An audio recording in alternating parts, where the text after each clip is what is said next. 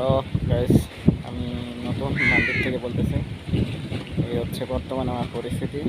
কাজ ডিউটি শেষ করছি, ডিউটি শেষ করে এখন বর্তমান সাগর পাড়ে বসে আছি, চিল করতেছি আর কি, রিল্যাক্স করে চিল করতেছি। এই হচ্ছে বর্তমান আমি যে জায়গায় আছি, এটা ভিউ হচ্ছে এটা। সবাই চেষ্টা করবেন কোনো না কোনো কাজ শিখে দেশের বাইরে আসার।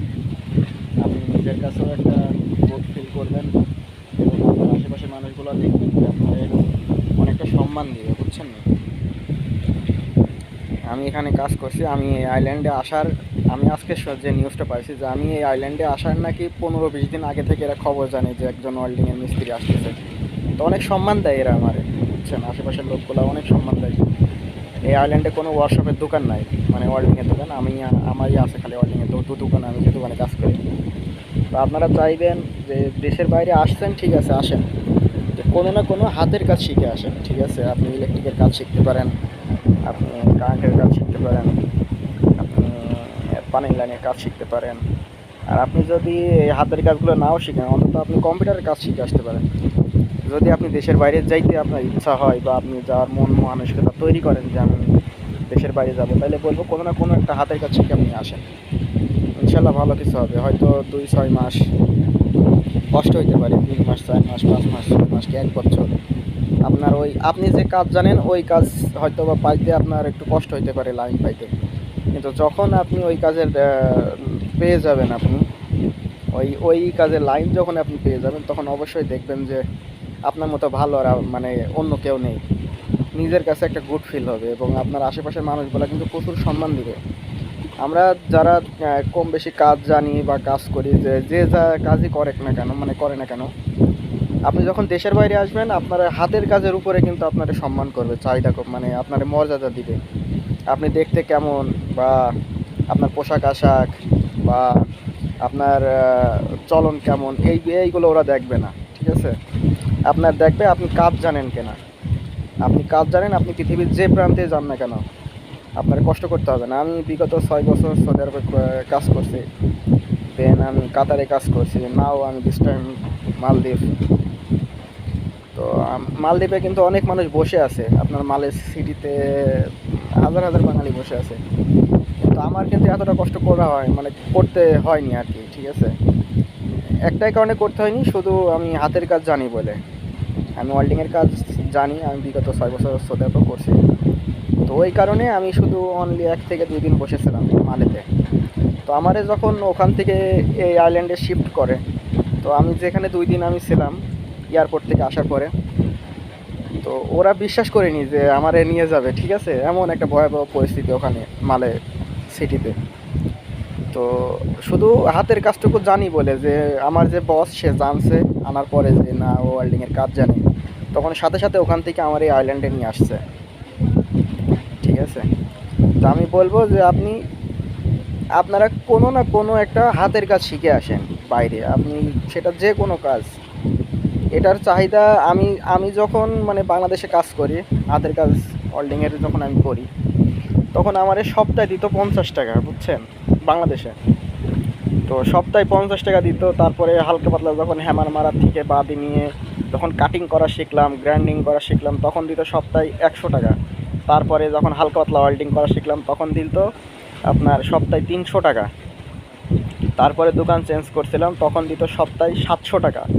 তারপরে চলে গেছিলাম সৌদি আরবে। তো সৌদি আরবেও কম বেশি কষ্ট করছে, কাজ কাম করছে। তো হাতের কাজের মূল্য পৃথিবীর যেখানেই মানে গেছি না কেন, হয়তো এখন মানে সেই সময় যে 50 টাকা পাইতাম, মনে হইতো যে কী করব, কী হবে, ভবিষ্যতে কী হবে, মানে তখন কোনো কিছু বুঝতে পারতাম না। কিন্তু আমি এই কাজটা জানার পরে, শেখার পরে ওই সময়টুকুর ফল, হ্যাঁ, তখন যেরকম খারাপ লাগতো যে 50 টাকা সারা সপ্তাহ কাজ করছি, এই সপ্তাহে 50 টাকা, আমি যখন কাজ শিখছিলাম আর কি।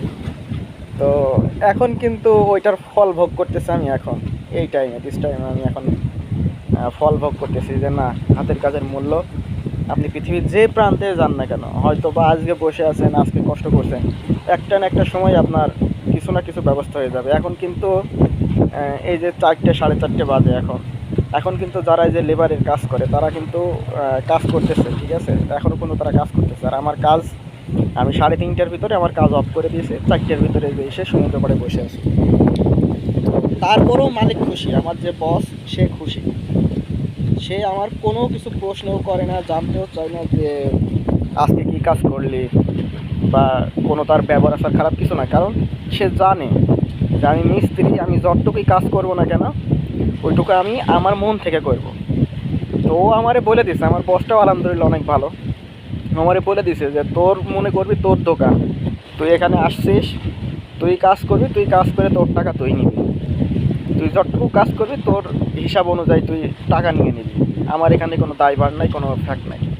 তা আমি আলহামদুলিল্লাহ কপালও ভালো, অনেক ভালো একটা সুন্দর বস পেয়েছি, ব্যবহার আচারও ভালো, যখন যেটা বলি সেটা করে। আর আসতেও তো নতুন, বেশি দিন হয়নি, 10-15 দিন মনে হয়েছে, 10 দিন, 10-12 দিন। তো আমি বলবো যে কিছু না কিছু কাজ শিখে আসেন, ঠিক আছে, কাজ শিখে আসলে আপনার বিফলে নেই। আপনি ব্যাঘাত দেন কোনো ওয়ার্কশপে, যে ব্যাঘাত দেন, যে কোনো লেদের কাজ বলেন, গ্যারেজের কাজ বলেন, এমনকি চুল কাটা কাজ বলেন। হয়তো চুল কাটা মানুষ আমাদের ওখানে বাংলাদেশে মানুষ কী মনে করে যে সেলুন, একটা কিন্তু কোনো সম্মান নেই, কিন্তু আপনি ওই চুল কাটা কাজটা শিখে এখানে আসেন, আপনার কিন্তু প্রচুর সম্মান। তো বাইরের দেশের মানুষগুলো আপনার কাজ দেখে আপনার টাকা দেয়, কাজ দেখে আপনাকে সম্মান করে, ঠিক আছে, আপনার ওই চেহারা দেখে, আপনার পোশাক আশাক দেখে, ঠিক আছে, এইসব দেখে আপনার ওরা সম্মান করে না, আপনার সুযোগ সুবিধাও তেমন দিবে না আপনার, ঠিক আছে। আপনি লেবারগিরি করবেন, সারা জীবন লেবারই করতে হবে। তো আমি বলবো যে হাতে যদি আপনি বিদেশ আসার নিয়ত করিয়ে ফেলেন, যদি হাতে 2 মাস কি 3 মাস সময় থাকে, কোনো না কোনো একটা কাজ শিখে আসেন, অবশ্যই একটা কাজ শিখে আসেন। এটার ফল আপনি ভোগ করবেন এখানে এসে, হয়তো লাইন পাইতে কষ্ট হবে, কিন্তু এটার ফল আপনি অবশ্যই ভোগ করবেন। তো আমি বর্তমানে এই যে আছি, এটা হচ্ছে এটা টাইলস লেগে আছে, মাঝখানে একটা টাইলস লেগে আছে। কি বলবো, অনেকগুলো বিভিন্ন তো রাষ্ট্র, তো তার ভিতরে একটা আইসল্যান্ডে আমি আছি বর্তমান। তো সারাদিন কাজ করি, 4টার পর থেকে রাত 10টা পর্যন্ত এখানে বসে থাকি, প্রকৃতির একটা এনজয় করি আর কি। তো সবাই ভালো থাকবেন, আর অবশ্যই যারা দেশের বাইরে আসার নিয়ত করছেন অবশ্যই বলবো একটা হাতের কাজ শিখে আসবেন। আসসালামু আলাইকুম।